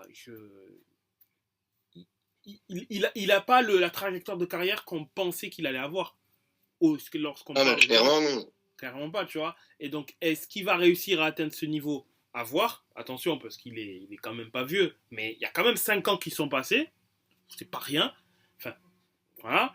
Euh, Pedri, est-ce qu'il va être débarrassé de ses soucis Est-ce qu'il va être débarrassé de ses soucis physiques? Parce que Pedri ne tient pas. Depuis sa fameuse saison à 72 matchs joués, ben, il tient pas une saison entière, clairement. Mais ni Pedri ni Gavi, hein. Ben, Gavi encore, c'est une grosse blessure véritablement, tu vois. Donc Gavi, est-ce qu'il va retrouver du moins cette saison? Déjà, on va parler cette saison par saison et pas se projeter sur 2-3 ans pour lui, mais est-ce qu'il va retrouver toutes ses sensations déjà cette saison? Ça, on verra. Et Pedri, est-ce qu'il sera enfin débarrassé de ses pépins physiques? Parce que lui, ça fait 2 saisons déjà qu'il est pourri par les blessures. Et on sait qu'il a le talent, mais à force, va falloir se poser des questions. Si cette saison, en sachant que cette saison risque d'être extrêmement longue pour lui aussi, puisque lui, malheureusement, bah, il risque aussi d'être mobilisé en sélection nationale s'il est là, ben, sur le principe, risque de jouer beaucoup de matchs. Est-ce que son corps va tenir? Si son corps ne tient pas, là, il va falloir clairement se poser des questions sur la suite de sa carrière. Parce que une 3e saison d'affilée où tu joues très peu de matchs parce que ton corps lâche, et en sachant que tu es jeune, c'est compliqué. C'est très compliqué. Plus que compliqué. C'est plus que compliqué. Donc, voilà, je pense qu'il y a une triple inconnue au niveau du Barça. Je pense que la plus grosse inconnue, c'est quand même à choisir, je dirais Pedri, parce que Pedri, enfin, Pedri. Ouais, Pedri, parce que autant De Jong, il est bon, enfin, il est satisfaisant, mais il n'est pas au niveau auquel on l'attend. Pedri, il est exceptionnel, mais trop peu de temps. Et est-ce qu'il va réussir à l'être? Enfin, et lui, c'est son corps qui le trahit. Et le niveau de jeu peut changer, à part un changement d'entraîneur et tout, etc. Par contre, le corps, tu ne pourras pas le changer. Tu peux faire en sorte que ça aille mieux, essayer d'avoir de meilleures habitudes pour avoir de meilleurs résultats, mais il ne pourra jamais changer son corps avec celui d'un autre. Donc si son corps est fragile, bah, il sera fragile et ça, on ne pourra rien y faire, malheureusement. Donc, à voir. Mais c'est vrai que oui, aussi, l'équipe semble manquer clairement manque de taulier au milieu de terrain. Après, bon, ça, de toute façon, c'est une construction d'effectifs pour gagner dans les prochaines saisons. Hein, d'où, enfin, et là, pour le coup, c'est bizarre, en fait, d'avoir un joueur comme Lewandowski, par exemple. Dans cette stratégie-là, c'est bizarre et pas logique. Parce que pour le coup, quand tu prends un joueur comme Lewandowski, c'est pas pour avoir une équipe qui est censée être en reconstruction. Ah non, tu veux gagner tout de suite. Quand tu as Gundogan, quand tu as Lewandowski, c'est pour gagner tout de suite. Sauf que la construction d'effectifs fait que non, c'est pas le cas. Et là où je trouve que c'est un bémol, contrairement à une équipe comme le Milan, où je pense que Lewandowski et Gundogan, là, serait parfait. Parce que ce seraient les pièces manquantes pour que les mecs disent, allez, on veut passer ce next step-là, allez, on lâche les chevaux. Mais par contre, dans ce Barça-là, la logique d'avoir un Lewandowski, je la cherche toujours. Ben, moi, je pense que ça a été un petit peu un panic buy, Lewandowski. Parce que je pense qu'ils se sont dit, on n'a pas de neuf, il y a Lewandowski sur le marché, on le prend. Et le problème qu'il y avait aussi, c'est qu'il n'y avait pas 15 milliards de clubs où ils pouvaient rebondir. Je parle des top clubs, en partant du Bayern. Ça. Oui. Il y avait le PSG, si Mbappé restait sur son côté gauche.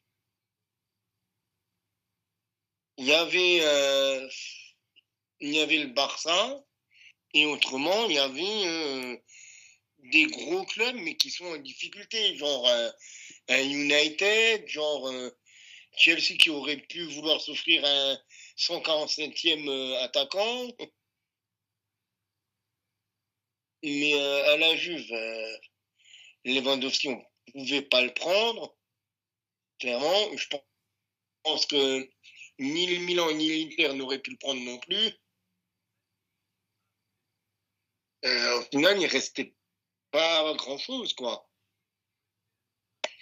Ni à Bordeaux, en effet, ni à Metz non plus, ni à Schalke, ni à Mayence. Mais oui, comme dit, Lewandowski, c'était une opportunité de marché, comme on dit. Et le Barça était le club le moins endetté, ou en tout cas le plus à même de pouvoir le prendre dans les gros clubs, qui avaient besoin d'un neuf. Parce que City, on avait un, Real, on avait un, le Bayern, il en partait, et après, le problème c'était le et après. C'est ça. Et il n'avait pas, franchement, c'est aussi un cadre de vie, tout simplement, Barcelone. Aussi. Je pense que c'est tout simplement plus agréable de vivre toute l'année à Barcelone que dans le nord de l'Angleterre, que ce soit Liverpool, que ce soit Manchester. Ah bah oui, sur ça, je suis complètement d'accord. Sur ça, donc c'était l'Espagne ou l'Italie. Et comme en Italie, aucun grand club pouvait le prendre, c'était l'Espagne. Et comme en Espagne, le Real avait encore Benzema, il restait... l'Atlético aurait peut-être pu le prendre pour remplacer Suarez. J'aurais pas pensé. Atlético, franchement. Je le vois pas du tout Cholo compatible. Moi, oui, je le vois Cholo compatible. Mais je ne vois pas l'Atlético mettre bêtement une grosse somme. Pas par rapport à son niveau, mais par rapport à son âge. Parce que ça reste quand même un investissement conséquent. Le Barça, ils ont mis 60 millions pour l'avoir. C'est énorme. C'est énorme pour un joueur de son âge. Tu vois. Clairement. Et du coup, je pense que véritablement, il y avait très peu d'équipes qui allaient en fait faire cet investissement-là, parmi de grosses équipes en Europe. Je pense en Italie, la Juve l'a fait pour Cristiano, mais c'était un cas exceptionnel. Et c'est Cristiano avec tout ce qu'il peut amener sur le terrain et hors terrain surtout, parce que la Juve profite aussi encore aujourd'hui des retombées du transfert de Cristiano en ayant négocié des contrats de sponsoring quand même pour le coup beaucoup plus élevés. C'est pas pour rien, c'est parce qu'il y a eu lui. Et du coup, le club en profite encore aujourd'hui. Est-ce que Lewandowski te ferait avoir cela? Non. Et là, le Barça a de la chance de capitaliser encore sur la génération Messi, etc. Parce que les contrats que le Barça signe sont exceptionnels. Mais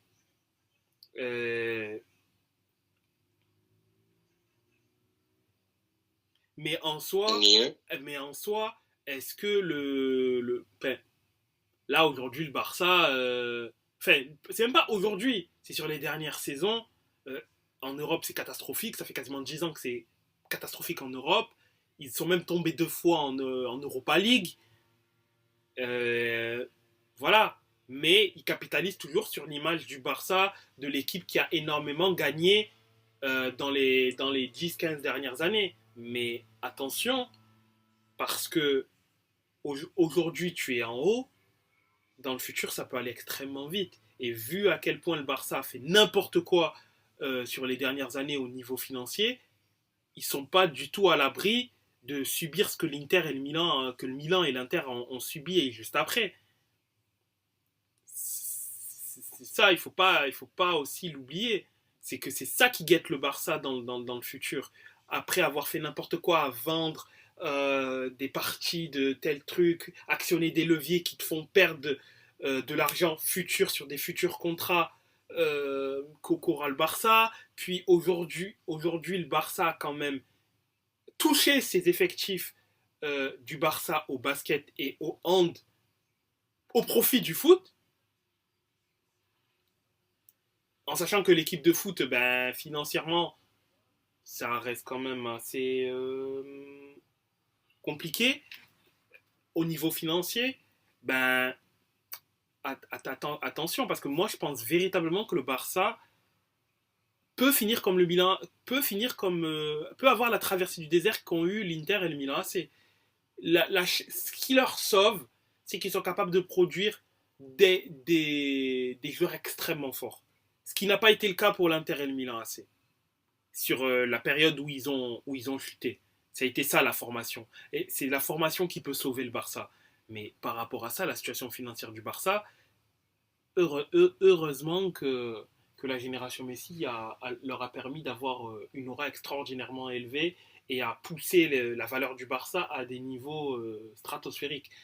Parce que si ça n'avait pas été le cas, vu les conneries que Bartomeu et aussi Laporta ont fait, pas beaucoup de clubs qui se seraient relevés de ça. De toute façon, avant l'époque, la première époque Xavi-Iniesta, donc l'époque Ronaldinho, le Barça avait en tout et pour tout une Ligue des Champions.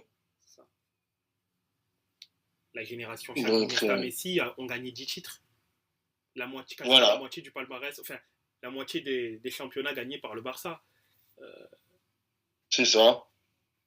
Donc, au niveau domestique, c'était la moitié. Et au niveau européen, on est sur... ils en sont à quoi maintenant? 5 C'est ça? C'est ça. 4 92, 2006, 2009, 2011, 2015. 11 et 2015. 5. Donc, voilà. Comme tu dis, avant la génération Messi, voilà, après la génération Messi, ils ont fait 80% de leur palmarès européen. C'est ça? Je parle en Ligue des Champions, évidemment. Tu vois, donc, faut pas oublier que ça n'a pas toujours été ce club dominant et qu'il faut aussi remettre l'église au centre du village, tu vois. Et après, il y a beaucoup de clubs, hein, c'est comme ça, tu vois, mais par exemple, il n'y a pas eu plusieurs périodes auxquelles le club a été extrêmement fort. C'est là, c'est vraiment la période, l'âge d'or du Barça, c'est là en fait. C'était on va dire 2010. En gros, c'est ça, 2006-2015, on va dire, si on veut vraiment parler d'âge d'or du FC Barcelone, avec un pic courant des années 2010 où on a eu la quintessence de ce qu'ils ont, de leur jeu, de leur puissance, etc. Mais on peut même pas, après on peut faire plein de comparatifs, on peut aussi parler le Milan de Silvio Berlusconi aussi, qui était une équipe très forte, bien que je trouve que le Milan soit un club quand même assez étrange où tu te dis ils ont autant gagné en Europe, mais on dirait que le championnat c'était tabou parfois de le gagner parce qu'ils ont gagné quand même des championnats, mais sur un club qui a autant gagné en Europe, tu t'attends à ce qu'ils aient peut-être gagné un peu plus en championnat, alors que paradoxalement tu as le cas inverse en Angleterre, où tu as Manchester United, qui, sous Ferguson, gagne énormément de titres de championnat. Après, il gagne que deux Ligues des Champions. Mais... Oh, t'es pas obligé d'aller jusque de l'autre côté de l'Europe. Hein. Regarde, dans le même championnat, il y a une équipe qui a trusté les titres en championnat, mais qui en Europe a un peu de mal. Une équipe en noir et blanc que je débriefe régulièrement. Tu parles de Quand Newcastle? tu regardes, la Juve, c'est 2 Ligues des Champions sur toute l'histoire. Mais on est à quasiment 40 titres. C'est ça. En championnat. Donc on est vraiment un petit peu la parfaite némésis, quoi, du Milan par rapport au palmarès. Et tu parlais de l'âge d'or du Real, du Barça. Quand on regarde, il y a le Real aussi, qui a pendant 32 ans pas remporté une seule Ligue des Champions. Ils en sont à 15, mais parce qu'ils en ont remporté très tôt, et ils en ont remporté énormément ces 10-15 dernières années. Dès que le Barça a baissé le pied, c'est le Real qui a repris. Parce que quand on regarde depuis 2014, il y en a 5, 6 en 10 ans. Ah oui, 2014.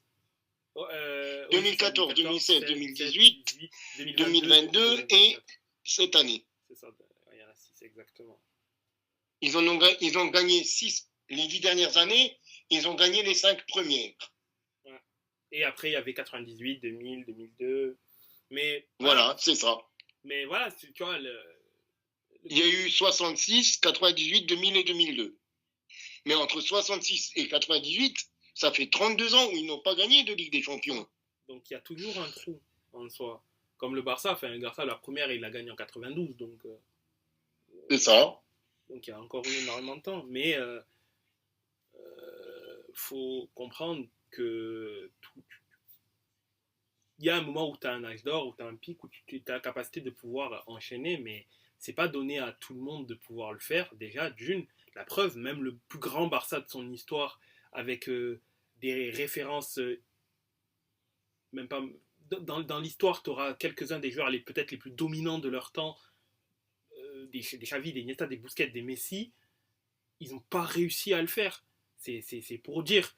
Autant entre parenthèses, ils étaient dominants sur une courte période quand même. Oui, c'est ça. C'est ça, mais même tu regardes le Barça entre 2006 et 2000, on va dire, et 2012, quoi, 2015, allez, 2006-2015, ils font quand même 4 finales, quoi. C'est ça. Et les 4 gagnés. Donc c'est vraiment... ça s'est chevauché, quoi, sur le Real Madrid. Oui, c'est ça, exactement, ça s'est chevauché. Après, le Real fait ce qui est extrêmement dur à faire, c'est d'en gagner, parce qu'en gagner une, c'est difficile, mais en gagner plusieurs années d'affilée, c'est encore plus, encore plus difficile. Parce que tirer la quintessence des joueurs, le faire une fois, c'est exceptionnel. Et c'est exceptionnel, ça reste dans les têtes. Mais capable de pouvoir faire ça et derrière de regagner par la suite, c'est encore plus fort parce que tu peux toujours avoir ce sentiment de on l'a fait, ça y est, on n'est plus rassasié. Et bien eux, non, ils le font encore une fois. Et après derrière, ils font le triplé. Et si c'est aussi difficile de... Enfin, déjà c'est difficile de gagner avec des champions. Mais si c'est difficile d'en gagner plusieurs, et se compte sur les doigts de... Il n'y a pas beaucoup d'équipes qui ont réussi.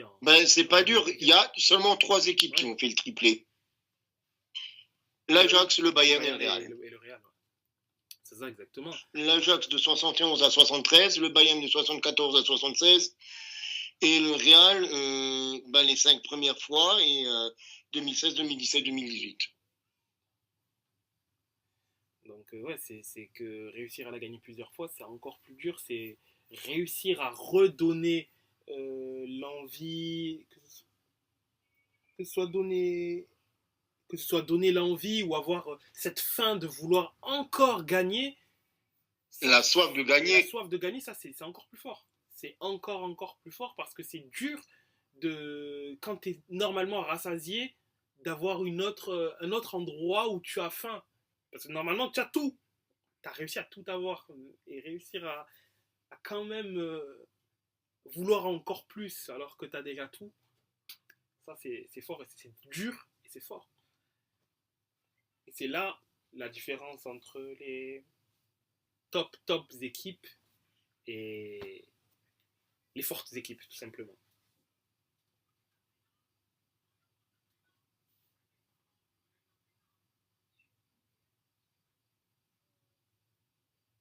On pourrait peut-être avoir les avis de nos 2 autres consultants. Bien sûr. Au lieu de faire un mano à mano. Bah, perso, j'ai pas grand-chose à rajouter sur ce qui a été dit. Je suis relativement d'accord sur vos échanges. Alexis? Et pour moi, personnellement, pas mieux. Donc, voilà.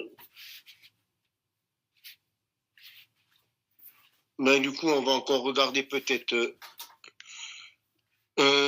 Tu as donné du coup tous les scores, mon cher Cyrus?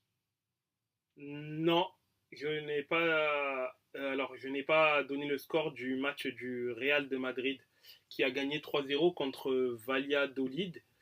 Euh, un match assez. Enfin, un match gagné par le Real, hein, sans aucun problème là-dessus.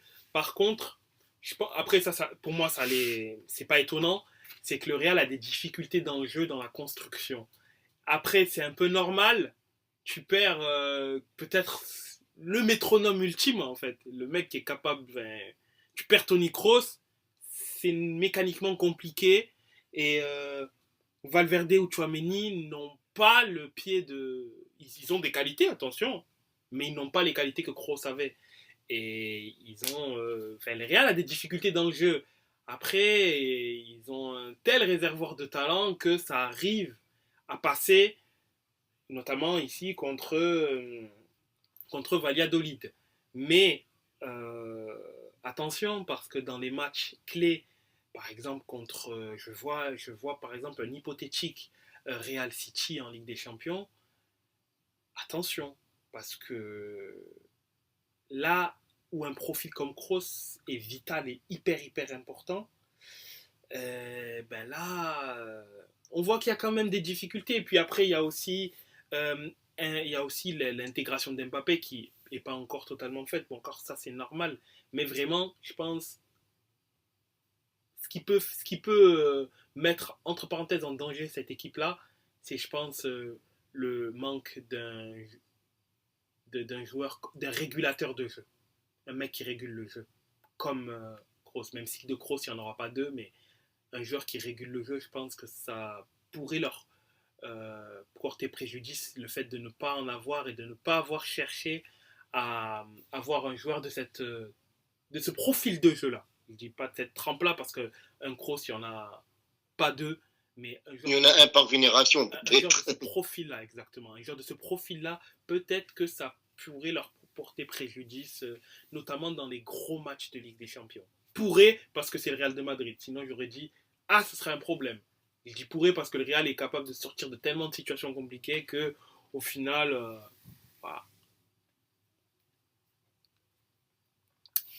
Mais pour en revenir au classement, concernant le football espagnol, actuellement le Celta Vigo et le FC Barcelone sont premiers avec 6 points, 2 victoires en 2 matchs.